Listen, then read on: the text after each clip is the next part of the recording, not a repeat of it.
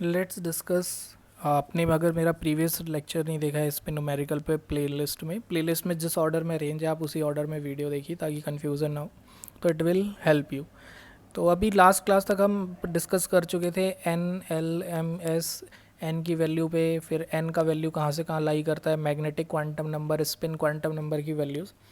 तो अब हम क्या कर रहे हैं, इन्हीं चीज़ों का यूज़ करते हुए we will try to write these values. हम सारे चारों क्वांटम नंबर्स की वैल्यूज़ लिखने की कोशिश करेंगे। मतलब हमें एन का वैल्यू बताना है, एल का वैल्यू बताना है, एम का वैल्यू बताना है और एस का। एक बार फटाफट हम आपको रिवाइज करवा देते हैं। अगर principal quantum number, if our principal quantum number is n, then value of l, l lie करता है 0 टू एन माइनस 1, और मैग्नेटिक क्वांटम नंबर लाई करता है -L2 plus L including zero, और एस का दो वैल्यू होता है +½ और -½ प्लस ये भी याद रखना है कि अगर S P D F values होती हैं फिक्स है, सपोज कि अगर एस है, पी है, डी एफ ये सब गिवन है, तो एल का वैल्यू फिक्स होता है, एस के लिए 0, पी के लिए 1, डी के लिए 2, एफ के लिए 3। ऑल्सो एम का वैल्यू 0 फिक्स होता है पी जेड के लिए एंड डी जेड स्क्वायर के लिए।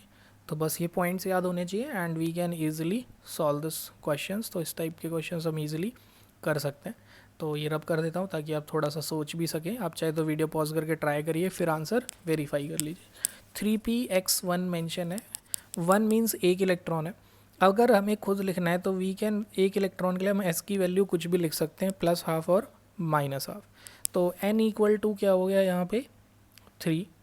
तो n इज़ 3 क्योंकि प्रिंसिपल क्वांटम नंबर रिप्रेजेंट कर रहा है।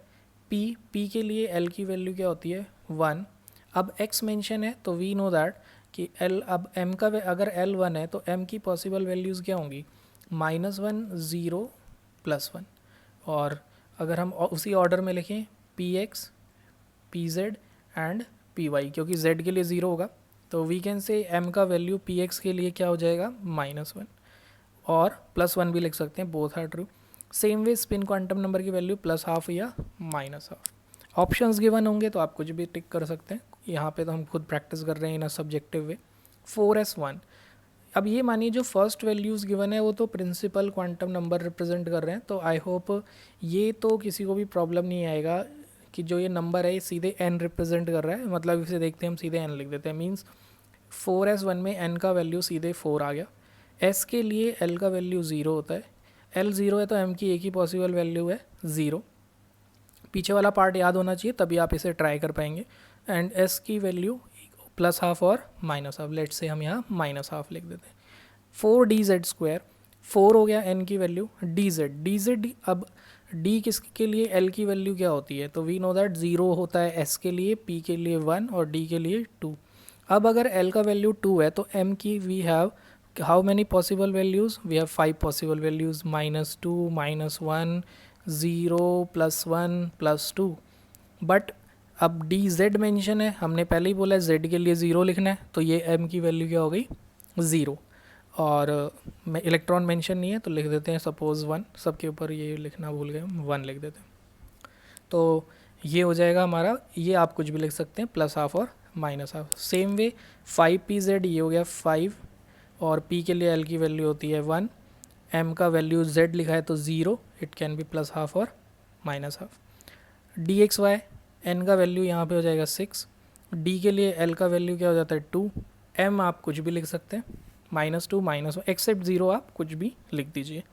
लेट से हम यहाँ लिख देते हैं +2 एंड इट इज़ +½ तो आई होप ये एक्सरसाइज समझ आया होगा आपको।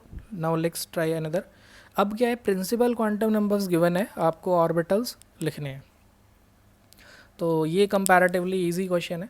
n इक्वल टू 3, मतलब जो ऑर्बिटल डेजिग्नेशन है वो हमारा इसका इजी हो जाएगा। तो designation of orbital is here n equal to 3, l का वैल्यू 0 होता है s के लिए, 1p, और -1 है तो z छोड़ के कुछ भी लिख देते हैं, लेट से 3px, s का वैल्यू हाफ तो इलेक्ट्रॉन 1, तो 3px1। n equal to 4, l equal to 2 होता है d के लिए, 0 लिखा है means dz², -½ electron is 1। C option, n equal to 2, l equal to 0, 0 होता है s के लिए, तो s में तो कभी भी कोई प्रॉब्लम नहीं आना, 2s1। वो तो सबसे ईजी होगा हमारे लिए। नाउ डी ऑप्शन में हो गया 5 P, M 0 दे रखा है, मतलब हमें Z ही लिखना है। तो आई होप ये डेजिग्नेशन भी हमें समझ आया होगा। तो ये क्वांटम नंबर्स पे बेस्ड ये क्वेश्चंस हैं। आई सजेस्ट कि आप इनके गो थ्रू हो जाइए। जस्ट हम इसकी प्रैक्टिस इसलिए कर रहे हैं बिकॉज पीरियोडिक प्रॉपर्टीज़ के जब क्वेश्चंस करेंगे उनमें ये चीज़ें काम आएंगी हमारे, इसलिए हम चाहते हैं कि आप इस पर ढंग से प्रैक्टिस कर लें। Thank you.